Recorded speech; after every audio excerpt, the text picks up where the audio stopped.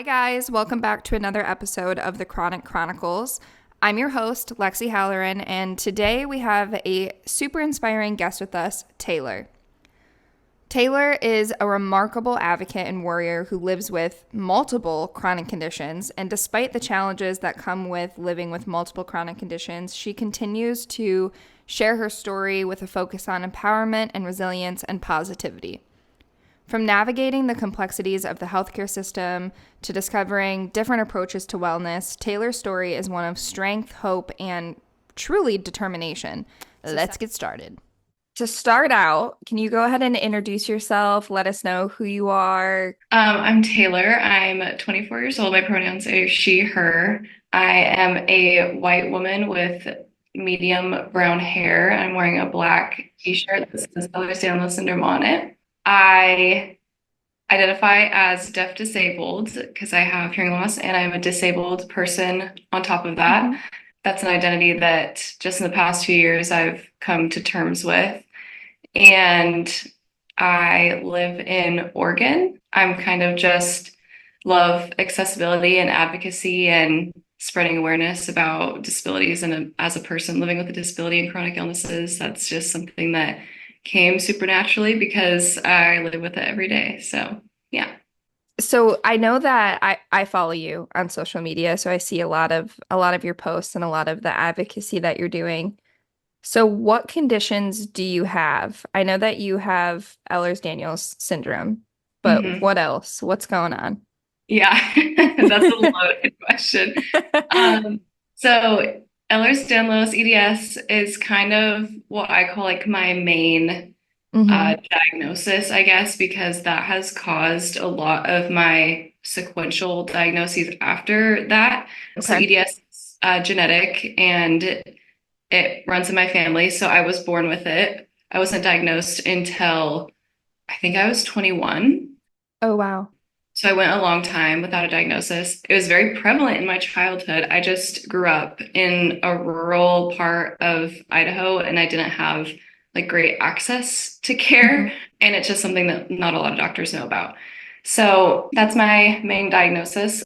When I was younger, my very first diagnosis was actually like or not autoimmune, like immunity issues. I had Okay. sepsis and septic arthritis when I was younger.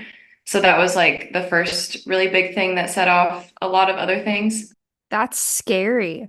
Yeah, it was pretty bad. I was pretty young and Yeah. yeah, it was the start of kind of everything. Then I was diagnosed with scoliosis when I was, and going into middle school. And so I wore a brace and all the things. And that was when a lot of my EDS symptoms started kind of being more noticeable, like Yeah. joint pain. I was dislocating joints. I had really severe pain, but doctors just like blamed it on my scoliosis. And then when I was like 14, 15, that's when my POTS kind of started acting up. And I was diagnosed, I think in 2015 when I was 15. And that was something to manage and deal with when I was going through high school. But I didn't have answers to a lot of my issues until I went to college. I moved away from the rural area where I was, and I had like better access to care. And a doctor finally brought up EDS. And at that point, I was having like mast cell issues. Like I was having a lot of allergic reactions. So I have mast cell activation syndrome. Okay. I was having a lot of hip pain that was being brushed off as just scar tissue from my sepsis when I was younger. Um, a lot of just joint pain, a lot of those things. So I finally like took a deep dive while I was going through college into like figuring out what's actually wrong with me. And I was diagnosed with, I mean, a lot of things. My hip pain ended up being like a giant, like softball size tumor in my hip, Oh that my I just God. like ignored for my whole life. I was diagnosed with tethered cord syndrome, and that was what caused my scoliosis when I was younger. And I was diagnosed with median arcuate ligament syndrome, MALS, and like a whole slew. There's like a bunch of vascular compressions. And so I was diagnosed with Mal's SMAS, superior mesenteric artery syndrome, Nutcracker syndrome, May-Thurner, kind of all at the same time. Because once Oh you my find, gosh. like, Yeah. you find the other ones. I have some, obviously, endo. That has been a big thing that has been ongoing since like puberty. Mm-hmm. Um, and that I didn't realize was as serious. I don't know if serious is the right word, as intense of a Mm-hmm. diagnosis. In retrospect, I was kind of like focusing on all these other things when endo was also causing a lot of my pain and issues. And along with that, I have PCOS and thyroid issues. So a lot of hormone imbalances, which has been kind of crazy as like you're going through puberty, high school Mm-hmm. or college, and you're like trying to figure out your body and your hormones. My gosh, sorry. That's okay, bless you.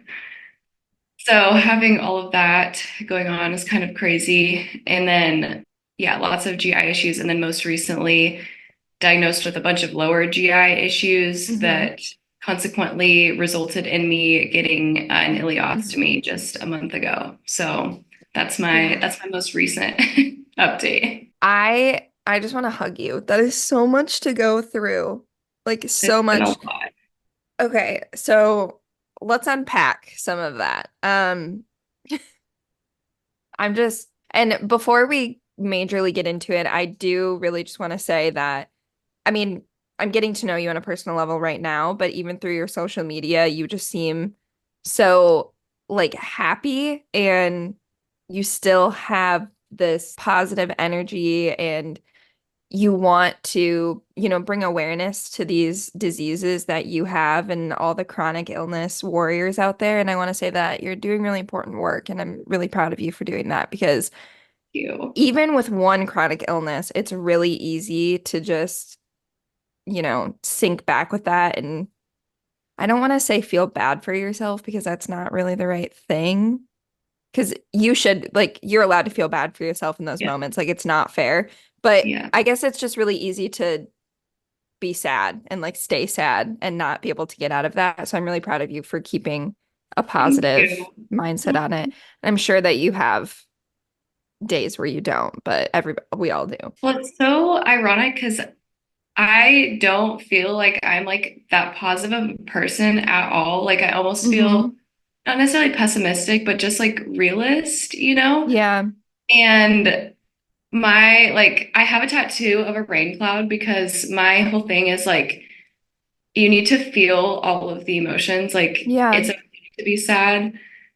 And so it's just like funny to hear that I come off as positive because I mean, I guess that's a good thing as I don't Hmm. really try to come off as positive.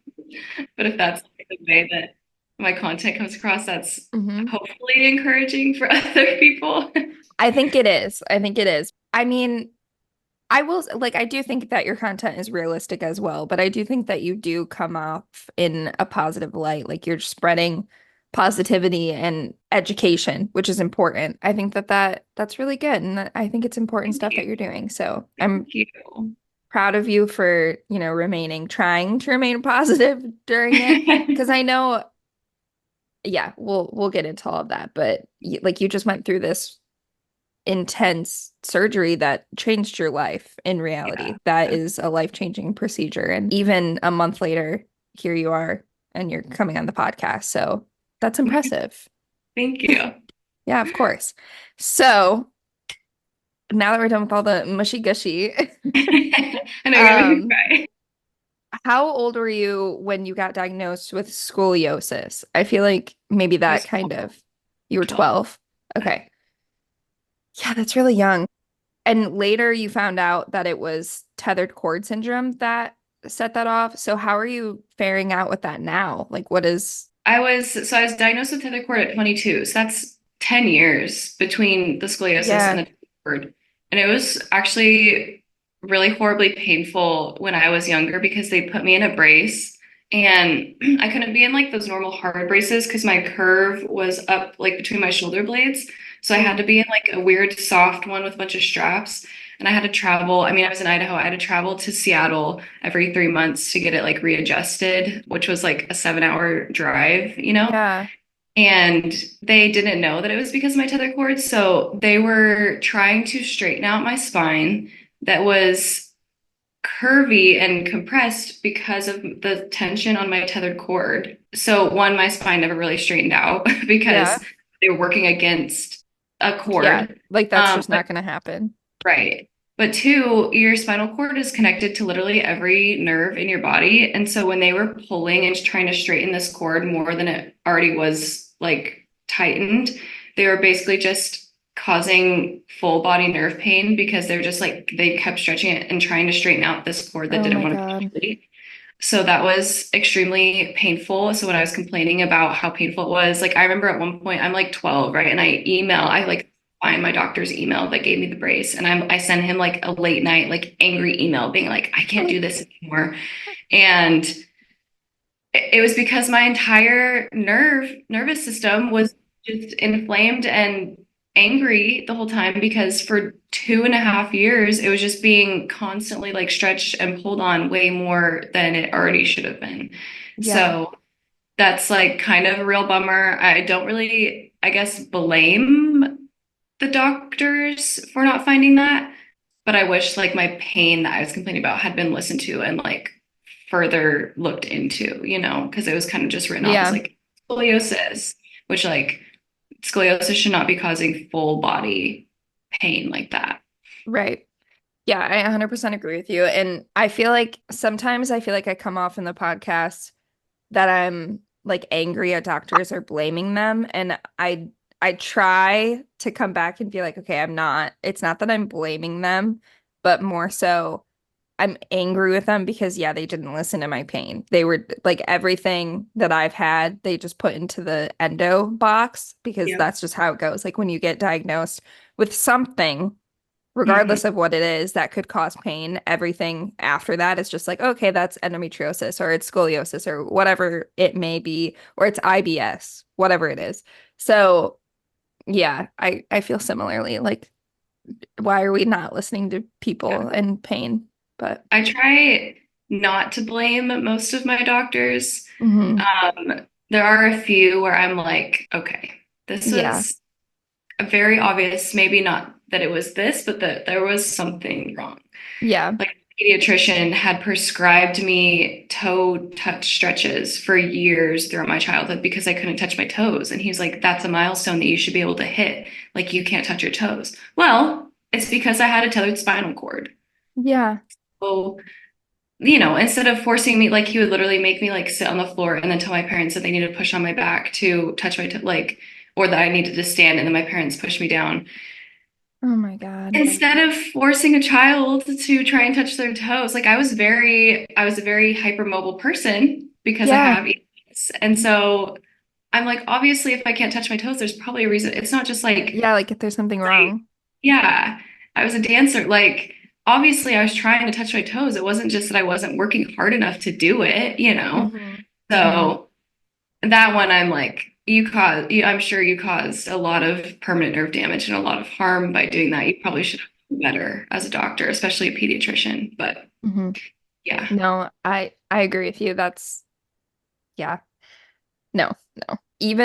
Even me who has nothing wrong with my spine, I did cheerleading my whole life and I like that hurts. Like my yeah, cheer coach would do that. She would push yeah. my back down. I was a I, flyer, so she would be like, "You need hyperextended splits and you need all of these things." And she would you like need to damage your body. I remember when I was I think in like middle school, I didn't have my middle splits yet, and I remember my cheerleading coach sitting on my back to push me down in my splits. That hurt so bad, and I swear that some of my I have like really bad joint pain now and like my hip pops out of place all the time. Like I'll be walking and it just like pops out and I'm like, hold on, I have to stop and like pop back in. And I'm like, I swear that is from my coaches doing stuff like that. Yeah, that should, the coaches, I've heard that so many times. They should never, first of all, you said middle school, that's a child with an adult Hmm. sitting on them. That's wrong in the first place. Like stretching, yeah, that's horrible and should never, ever, ever. happen or be part of a practice. So I can't even imagine the type of damage that anything like that would have done when you like you have a tethered cord. Like your body is saying no. I had my tether cord surgery just over a year ago where Wow. they like released the bottom part of the cord so it's Hmm. not like, tight anymore. I've had so like that surgery out of all my surgeries has been the most life-changing. And it was just crazy like how 9 day it was, but I still have permanent damage, like permanent nerve damage to my body. Like I have Yeah. um, it can cause like bladder, neurogenic bladder and bowel problems. So I have a lot of issues with like urinary retention and stuff like that. Part of why I got an ostomy was because I had neurogenic bowel and like decreased sensation issues. And I've had a lot of people ask me like if it was caught sooner, do I think that I would have less damage? Like, I mean, I don't know. You'd probably have to Hmm. catch it, a long, long time ago before the scoliosis brace, before people were pushing on my back. Like, Yeah. there's just so many times throughout your life that you're susceptible to something like that and that type of damage if you have to the cord, but who knows? So your most recent surgery is what, I mean, you have so many things going on. I don't know if there really is like one reason that Yeah. that happened, but were your doctors, did they kind of tell you why this was happening, or Yeah. what did that process look like for you? It was it's like hard to say that it was a really long process because it was long in the sense that it was my entire life I've been dealing with these symptoms, but it was Right. a really short process from finally seeing a specialist to getting my surgery. So I had severe chronic constipation literally since childhood. Um, like I remember being in early elementary school and I would be pulled out into the hallway because I would be just doubled over my desk in pain. And we found Mhm. out that was my body trying to initiate a bowel movement. So even from early childhood, I was not able to like have normal GI, lower GI function. Yeah. And that continued throughout my whole life. And it was just like normal with my close friends and family that like, oh, Taylor just never poops. Like she just doesn't ever go. Um, and then finally, when I moved for college, I like got an actual GI doctor and I started trying all the things like diet changes, drinking water, laxatives, stool softeners, enemas, suppositories, all of the things. And then once I failed all of those, then we moved on to the more like intense prescription meds, like the motility meds, like Linzess, Motegrity, like stuff like that. And Mhm. I failed all of those. So I kind of wanted to sort through my vascular compressions first and get those diagnosed because I was hopeful that maybe that was contributing to it Okay. somehow. I don't know how in my brain that would have been, but that's kind of like what I was thinking.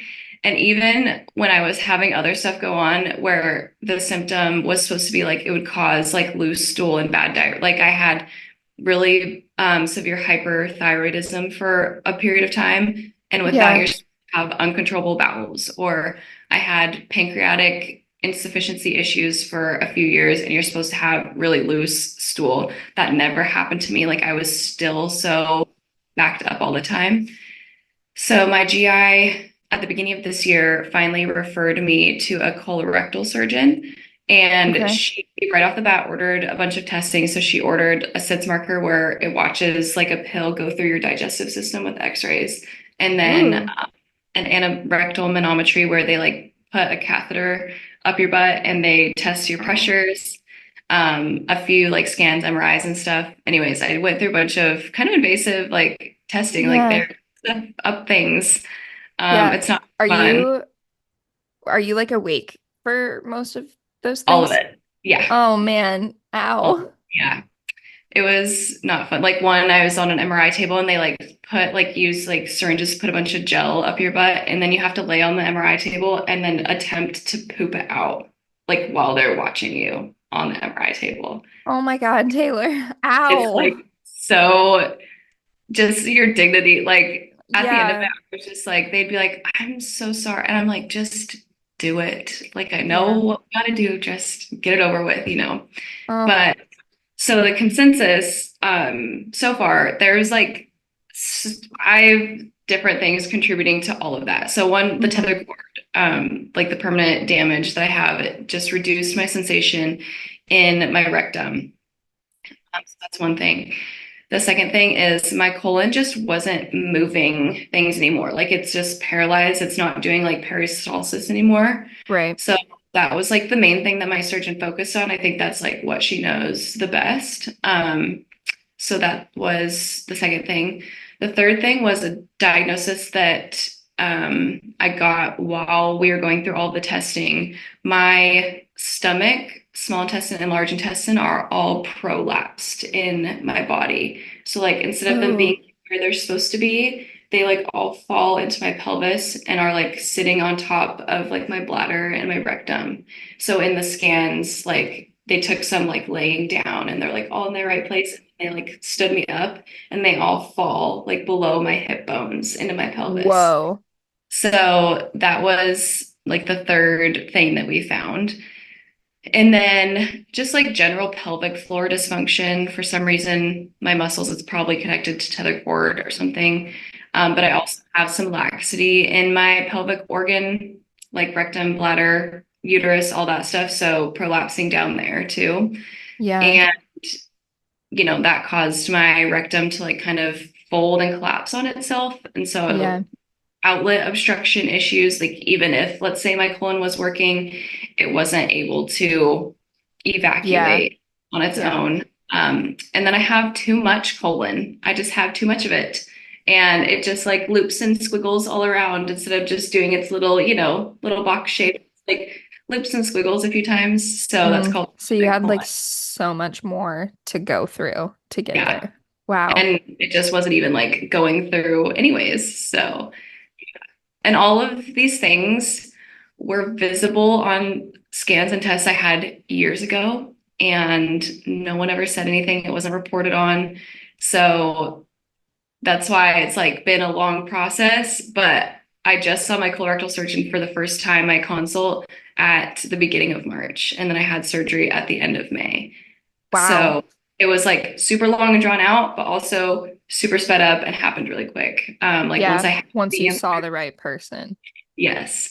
And basically, I had my first consult and I didn't have all my imaging yet. So she was like, well, we need this imaging, but most likely you're going to be getting an ileostomy. And I was like, I'm gonna do, huh? Do what? And so I had a little bit, I guess, kind of think about that, come to terms. And I was at work one day and my surgeon messaged me on my chart being like, I'm gonna call you. So thankfully my coworker was there and I could step out to take the call, but she called me at work basically to tell me that I need an ileostomy and a total colectomy. So she wanted to take out my entire colon. And I was like having to manage that and those emotions while Yeah. work, which was a lot. But yeah, then I had to basically come to terms with that. And my choices were I could have put it off, but she said either I could do it now and it would be my choice, or I will end up in an emergency situation with a blockage or an obstruction and it won't be my choice anymore. And if I chose to do it now, then I got to choose where it went. I got to choose when I do it. Like I had a say in the matter to some extent. Right. If it would have been done emergently, I could have gotten a random surgeon and it would have been put in a random spot. And Hmm. who knows, You could have how it would gotten have. more taken out, like Yeah. waiting longer. You don't, especially when you go into an emergent situation like that, like you don't know really You, what could happen with yeah, that. you know nothing. Or I Hmm. could have gone into an emergent situation and they wouldn't have listened to me. They wouldn't have looked at my records. Like it Hmm. was just better, and my surgeon agreed. It was just better to do it now and have some say in the matter and be able to like go into it with feeling like I had some Yeah. autonomy. Yeah. Yeah. And I feel like it helps a lot when you are going into a surgery like that with somebody that you trust and like you feel like they're listening to you. So, Yeah. It was really great, especially post-op, being able to talk to her about like the next steps because I didn't get the total colectomy yet. I just got the ostomy because the colectomy felt a little too like permanent. I wasn't ready to commit to that. So at my hmm. post-op, we are like, all right, next steps, taking out the colon and in conjunction with that, so my endo is all along, it's just adhesions all along my large intestine. So I'm actually combining my total colectomy that'll happen next with an endometriosis excision. So I'll Hmm. have two specialists, the colorectal and the excision specialist, working together on that, Wow. which I'm like super stoked about because my first endo surgery was an ablation in Hmm. 2019. And before I like knew about the difference between the Hmm. surgeries and the importance of that. So Yeah. been able to differentiate since having the ostomy. Now that I don't have like the pain from stool in my colon, I can tell what is endo pain because it's Yeah. on the left side, it's on my bowels. Like I can 100% tell what that pain is. And it's like been so validating to know that that's like real, because Yeah. I didn't get any pictures from my first surgery, that my first surgeon botched the surgery and he was only saying that black endo, like endo spots that are black, that's the only type of real endo, Yeah. um, Which is not, yeah. which is not true at all. So it's just been like validating in that sense. And then my colorectal surgeon, she like looked at my in that area and was like, yeah, there's adhesions. And then I like got my Hmm. old post-op report from the first surgery where he like describes in detail all of these adhesions, but then just goes ahead and says that that's not endo. So Hmm. it's been a good, I mean, not a good experience going through all of that, but coming out on the other side better than how I was. There's so much with that, right? First of all, I also had my endometriosis like diagnostic surgery. I had that in 2018 and it was an ablation. I didn't know that there were other, honestly, like I'm not even sure if I'm sure there was an excision in 2018. I don't know, but I had never even heard about it until probably like 2020, 2021. And I still have not gotten an excision yet because where I went to undergrad it was a very rural area in the Upper Peninsula of Michigan. Yeah. So, and then when I was in grad school, like 2 years, well, 3 years, when the hell was I in grad school? I graduated last year. Oh my God. So I moved to Seattle a year ago, and all through grad school, which was only 2 years, I had like such bad burnout from endometriosis that I just I didn't go to the gynecologist the entire time. I was like, I can't do this anymore. I was like doing all these different types of treatments and I felt like I was in the doctor's office all the time. Then I was like, okay, I think like in 2021, I knew that I needed to see an endometriosis specialist, but I just had none available to me. Like the nearest one was in like Chicago. That was like a 10-hour drive from where I was. And I'm like, okay, well, I'm not like if I'm gonna go, or I could go to U of M, which was also like they were 10 hours either way from where I was. So and then if I was going to go do the surgery, I would have had to like stay away from my home. And it was just a whole thing. And I had so much, I don't want to say PTSD because I feel bad using that word, even though like I really do think it was from my first surgery. Trauma. My my first Trauma. surgery, she was like, you'll have like a 2 or 3 day recovery and then you'll be fine. I like, oh my God, was that not true? I was Oh my in a gosh, they told me recliner that for like, too. I know, I was in a recliner for like 10 days and I couldn't, my poor boyfriend, we were 19. Thankfully, we're still together and like we moved past it, but we were like 19 and I was recovering from the surgery and I couldn't bend. Like he had to lower me onto the toilet and like help me Stop. up. This are we the same person? This like you're telling what happened to me right now. Like you're telling Yeah, my story right now. it was awful. And I lived on the second floor of this house that him and I were like both living in or whatever, and I couldn't get up and down the stairs by myself. And he's looking at me like, the surgeon said you'd be fine in like 3 days. Like, what do you mean you can't get down the stairs? And I'm like, I'm in so much pain. Like, I cannot move. Yeah. So, yeah, I have a little bit of PTSD from that. And I have been putting off the excision surgery because I'm like, I don't know if I can do another recovery like that. Like, it was so rough. But now Yeah. that I'm living in Seattle, I'm slowly I'm like, there's got to be specialists here. So I'm like slowly trying to find one that meshes well with me. Because that Yeah. also goes into a little bit of the like PTSD component of the first one. That gynecologist, I've talked about her before on this podcast, and um, she just she was not great. She did not listen to me. She literally yelled at me right before the surgery because Oh my God, I'm so she sorry. That's she horrible. like thought that I didn't get she needed an intrauterine ultrasound before the surgery, and she came in, she was running behind. I was super anxious, and she came in and like yelled at me because she was like, "We can't do your surgery. We don't have the imaging. We're already running behind." And I was like, "What?" I'm like cry. I start crying because I'm like, "What do you mean? Like I've been waiting so long for this surgery." And she's like, "I'll go look." And then I'm like crying to my boyfriend. I'm like, I don't know what to do. Like I had to beg her for this surgery, and now she's not going to do it." And then she comes back and she's like, "We found the imaging. It's fine." And I'm like, "What the fuck?" And I'm like, "I did the imaging." Like, now let me cut And into you. I know. Like, And then, horrible. and then I'm like I remember the nurse came back in and I was like crying. She's like, "Do you need some like anxiety meds?" And I'm like, "Yeah, something." Like she's about to cut me open. Yeah. Oh my gosh, that's horrible. That's so Anyways, a little bit of a that's nightmare. So, yeah. My story was so similar. mhm. I finally decided to go see somebody for my period pain and bleeding and all that because all throughout high school I was just like constantly bleeding through everything all the time and had so much pain and I was cycled through birth controls and I mean the first birth controls I was on made me suicidal. They made me have Oh my panic attacks gosh. every day. They Hmm. were horrible and this was like going through the middle of high school. I had just started dating my boyfriend, now husband. Yeah, it was awful. And so finally, my first year of college, I went to a gynecologist and he's like, "Well, sounds like you got endo." And I'm like, "Okay, cool. Then what do we do about it?" He's like, "Well, the only way to diagnose it is with surgery." I Hmm. was like, "Oh, okay." And it was really hard for me to get around the idea that to get a diagnosis, you have to have surgery. I was like, they're going to get in there and Yeah. find nothing.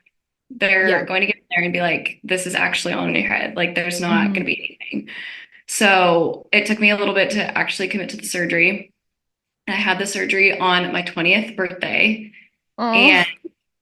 he came out and said, "Yep, you have stage one endo. You had just a few little black spots on this side.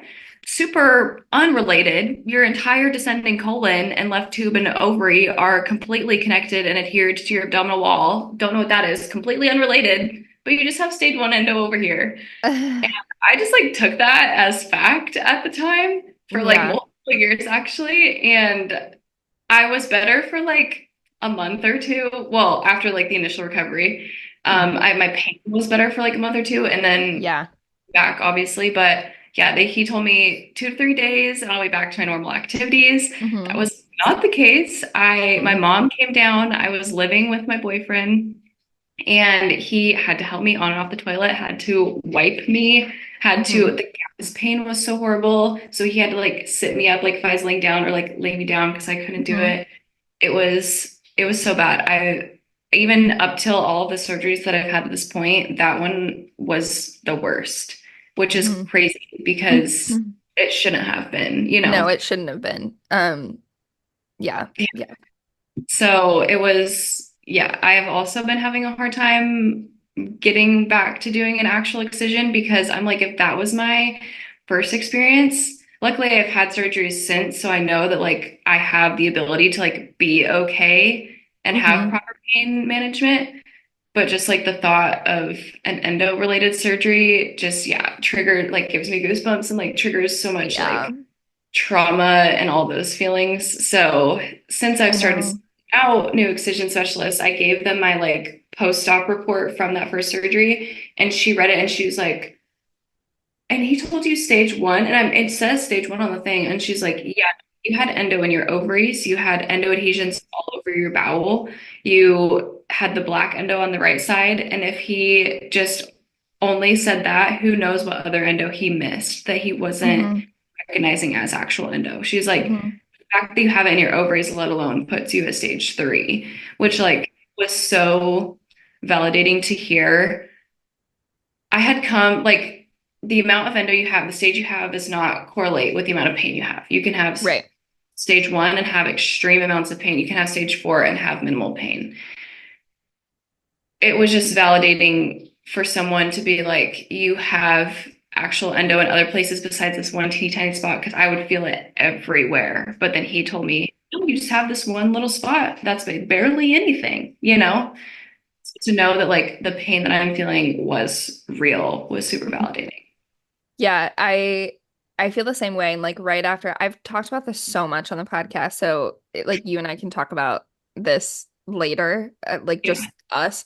But yeah, I after the surgery, she came back in and she was like, "Okay, yeah." First of all, it was supposed to be like an hour, and it ended up being I think it was 3 or 4 hours. It was a very long time. And like to the point where my poor boyfriend was like, I just he told me after he was like, I was worried, like I didn't know where you were. You weren't coming out. Like it was No one was confusing. telling him Yeah, anything. he was like, it was supposed to be like an hour, and then you were back there for way longer than that. And then I had some issues. I don't do very well with anesthesia, I guess. They had to keep me in the like Recovery area. yeah, the recovery area before they brought me back to my room for a little bit while longer.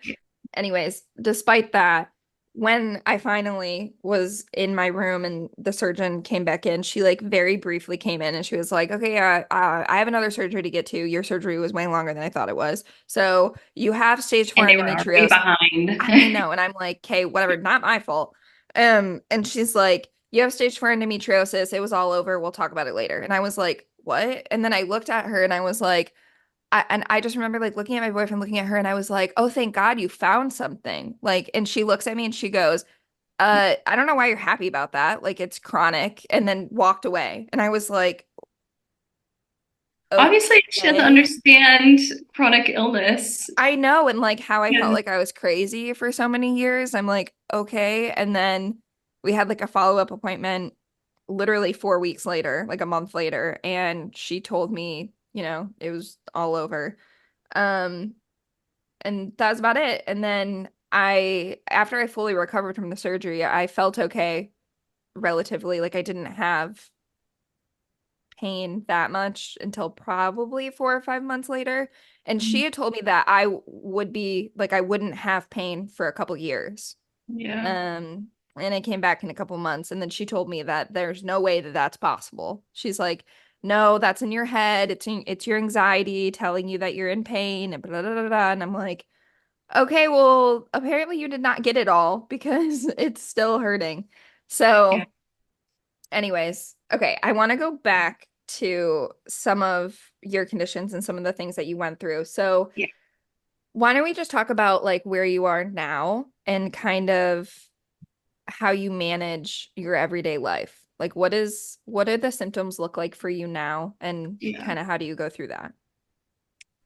It quite literally varies so much. Like some Yeah. days I will have such low pain days that I don't need a mobility aid at all. And I can like go out, like let's say I can go to the city for like the full day and like hang out. Mhm. Like, yes, by the time I get home, I basically crash and I'm paying for it, the next however many days. But like Mhm. in the moment that day, I'm doing okay. I carry like my whole, bag of pain relief. I got like all the creams and the heating pads and all the things, Mhm. and I do rely on those pretty often. But especially with my ostomy, that's like relieved so many of my like most bothersome symptoms lately. And with endo, I think it took me until like the past year to realize that my endo pain isn't just on my period. Like it Yeah. is truly throughout the whole month. And I think I was just blaming it on other things. Mhm. Um, it's really tricky managing like my EDS and like joint overall body pain because let's say two things like my hip, I have like some permanent nerve damage from my hip surgery when they took out Mhm. that giant tumor. Surprise, surprise. So I don't have a lot, like enough, very many muscles to support that hip. So like I use a cane a lot to stabilize my pelvis when I'm walking for that hip, but then I get a lot of shooting nerve pain down my right arm. So I'm like, how let's figure out how I'm going to make this work today because to support my left hip, I need my cane in my right hand, but my right hand feels like it's about to fall off, you know? Yeah. So it's really hard to manage all of that. And honestly, at that point is when I would use my wheelchair, which has been super helpful. But yeah, just trying to like literally take things one condition, one thing at a time. It just feels like it's been like Hmm. constant, nonstop. I remember after my mouth surgery, August of last year, I had this moment of like, oh my gosh, I don't have any planned surgeries. I don't have anything that feels like I need to imminently, like I need to fix it now. I need to figure it out now. Like I can take a Yeah. break. And then I went to my gynecologist for my like yearly exam, and Hmm. she's like, "Oh, severe hyperthyroidism."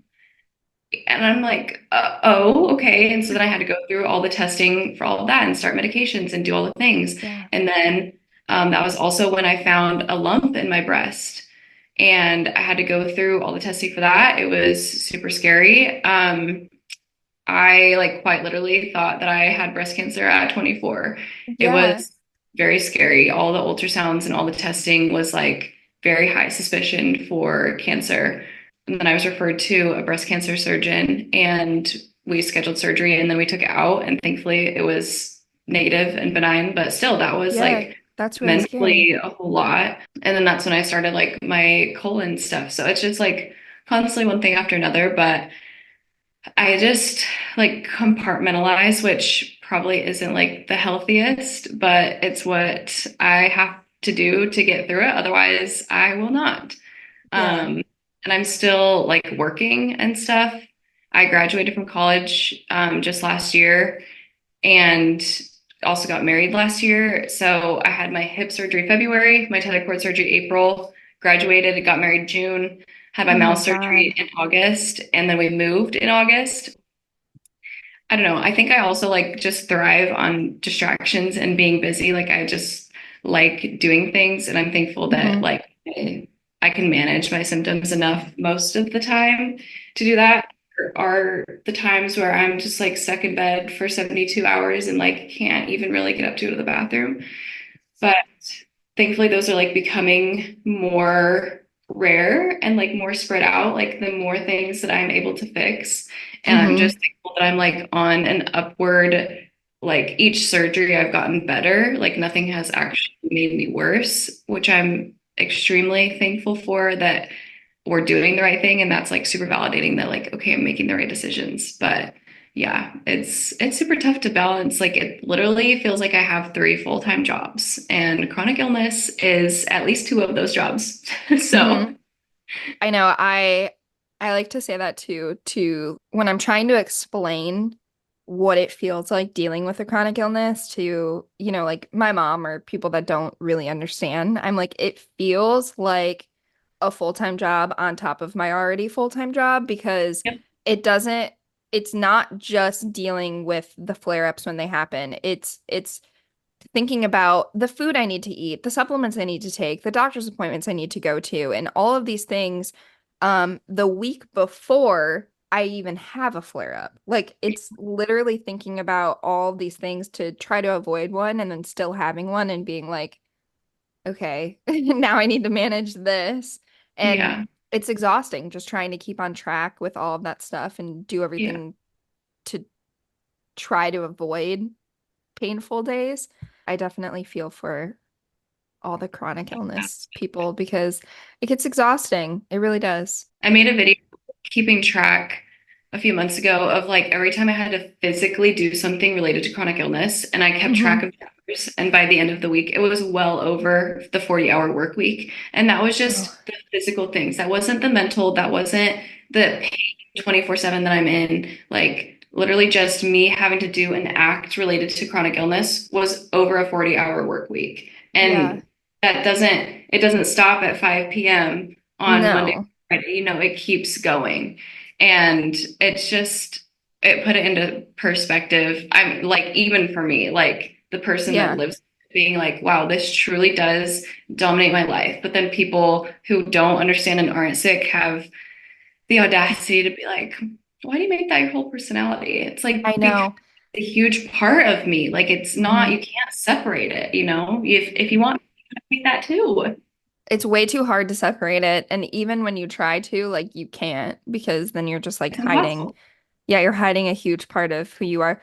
Even the other day, I think like Saturday, I went to work for like 7 hours and then I came home and I was cleaning and I didn't think I had any other plans for the day. So I was like, okay, I'm gonna clean and then I'll lay down, whatever. And then my boyfriend texted me in the midst of me cleaning and he was like, hey, just so you know, I think it was like 4 o'clock. He's like, just so you know, we're gonna go to dinner with friends at 7:30. And I was like, oh shit, okay, I need to go lay down I feel because like I just spent all of my I know I was energy. like, all my energy is gonna like it's gone. I was doing it on this cleaning, so I'm like, oh, well, I need to shower and wash my hair and get ready. So then I was laying down and he got back from golfing at like 5 and I was napping and he's like, why are you napping? And I'm like, my energy's gone. Like I didn't know we were doing Recharge, dude. anything. I know that you and Emma talk a lot about, we love Emma, talk a lot about dynamic disabilities. And what does that mean to you? Like, what does a dynamic disability mean? Yeah. Dynamic disability to me means just like a constant ebb and flow of being disabled. I truly Mhm. believe that everyone with a disability has a dynamic disability because there is not a single disability out there that is constant, the same always. There Mhm. will always be ups and downs with it, whether that's like the mental aspect of it or dealing with the symptoms or having the flare-ups. Like Mhm. there is not a single disability out there that does not go through these different ups and downs. So I truly believe that every disability is a dynamic disability, some maybe more than others, which isn't like a good or a bad thing. But when you're talking about invisible disabilities, that's when a lot of people think of the dynamic disability, Mhm. and really they're thinking of like visible versus not visible at that time. Right. Like especially with endo. Like most of the time, endo is invisible until you have the flare up, and then you're like down for the count for 72 days, and you start to get like the actual, like, not necessarily the symptoms, but you use a heating pad. So then you burn your Yeah. skin. That's visible. You can see that. Hmm. Using the heating pads, using like the mobility aids, stuff like that, those are all visible Hmm. things. And that's when people would consider the dynamic part of it coming into play. But really, you've been dynamic the entire time because you're still managing your pain, you're still managing your symptoms. It just Hmm. isn't obvious to everybody else. I love the term dynamic disability. I think it like so greatly encompasses like everything that having a disability, especially as like a younger generation, comes into play and like interacts with your whole life. I also love the concept of that relating to intersectionality, if you have heard about intersectionality. Yeah. Um, just like the disability, as we like just said, is so impossible to separate from a person because it can truly impact every single aspect of your life. And Yeah. that's what makes it so dynamic, is that you have to adjust and accommodate and do X, Y, and Z to be able to just like live your life. I love that. That was a really good explanation of it. I full-heartedly agree with you, and I do think that everybody with a disability is dynamic in some way because yes, your disability is you and you are your disability, but you also like you I don't know, it's so hard because you have a life as well. Like you are your disability, but you aren't. Yep. So it Well, does and make it dynamic in itself. it does totally. What's like one quick piece of advice you would give to somebody who is newly diagnosed with EDS? Oh my goodness. Or maybe somebody who's trying to get diagnosed. Yeah.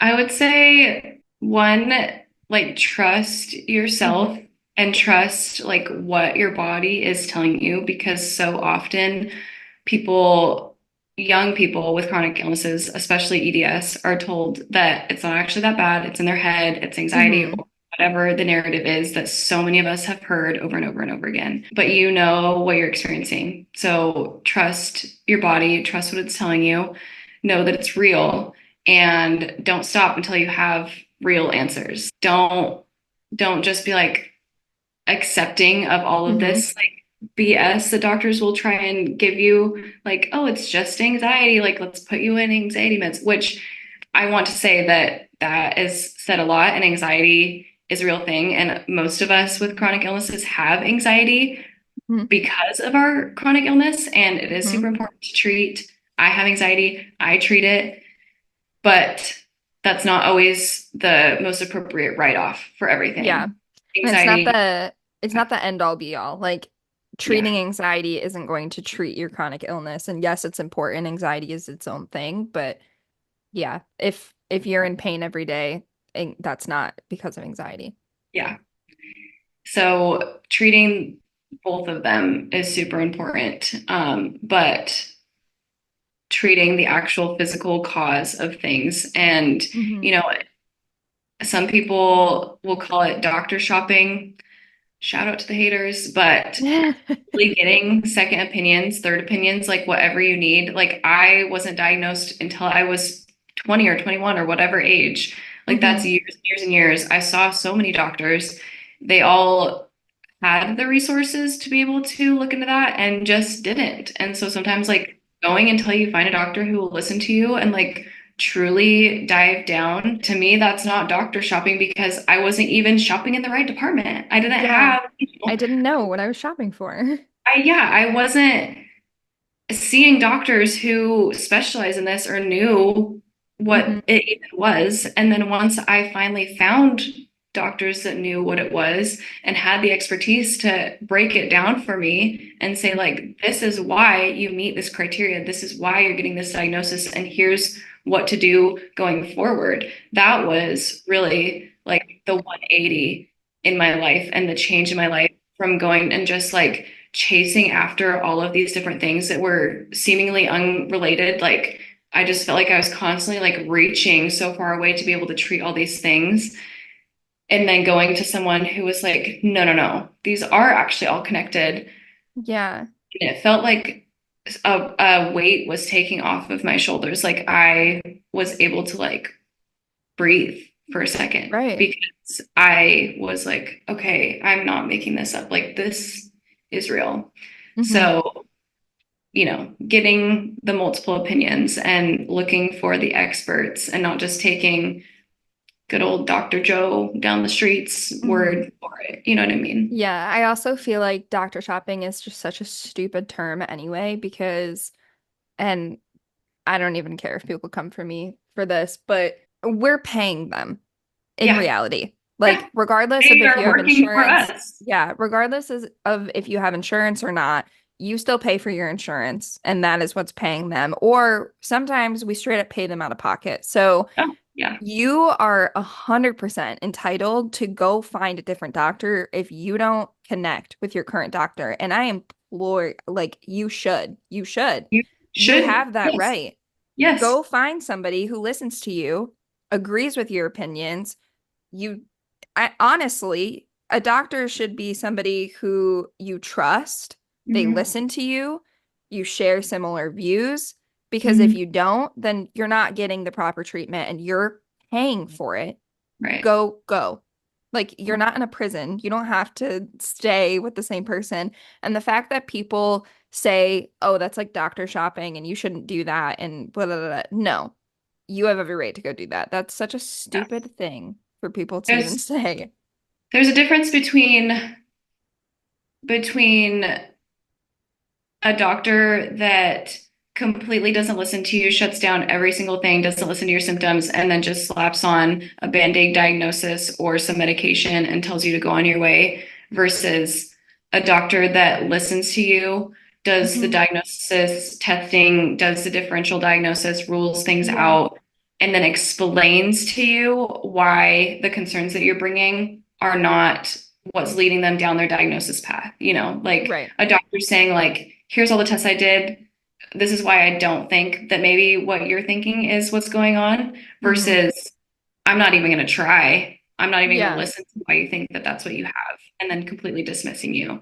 And I mean, as a patient, I think it's important to know the difference between those two as well, Yeah. because Yeah. the second one is a doctor that actually cares, and you don't want to write off a doctor that actually cares. Right. But when I realized that if I'm in an appointment that is completely, one, not even benefiting me, but two, actually like harming me or my mental health, like Hmm. the ability to get up and walk, like you can do that. You can get up You and can walk. leave.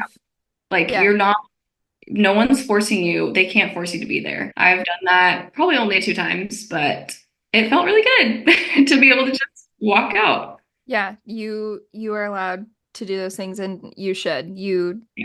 You have the power. And I wish that people would remember that because I fully understand what it when you think about it in society, you look up to doctors, like you listen to them. And you Mhm. should to an extent, but you also have all the power in the world because they're I don't want to say they're working for you, but like in reality they kind of are. I Like mean, they're providing you a that's service what for they're your there pain. for. Yeah. Yeah. Yeah. So you should find somebody that values you and listens to you. Where can people find you? I am on TikTok and Instagram. My handle is the same for both. It's distabled because my name's Taylor Tay, distabled. Tistaayabled. Yeah, Ooh, I like that. I didn't know you know sign language. yeah, I do. That's one of my jobs is being an interpreter. So Oh, well, thank you so much for coming on the podcast. You've been thank you for great. having me. Oh my Yeah, of God. course. That wraps up another episode of the Chronic Chronicles. I really, really hope that you found Taylor's story as informative and inspiring as I did. Her journey with multiple chronic conditions is a testament to the power of resilience and, honestly, advocacy and community. Remember, if you enjoyed this episode, please subscribe, rate, review, follow, do all the things so that our podcast can continue to help more people and reach more listeners. You can also follow us on Instagram at Chronic Chronicles Pod, or you can always email me at thechronicchroniclespod@gmail.com. If you follow us on Instagram, you'll receive more updates, additional content, me making funny reels about things that are relatable. And a special thank you to Taylor for sharing her journey with us today. Until next time, stay strong, stay informed, and keep advocating for your health.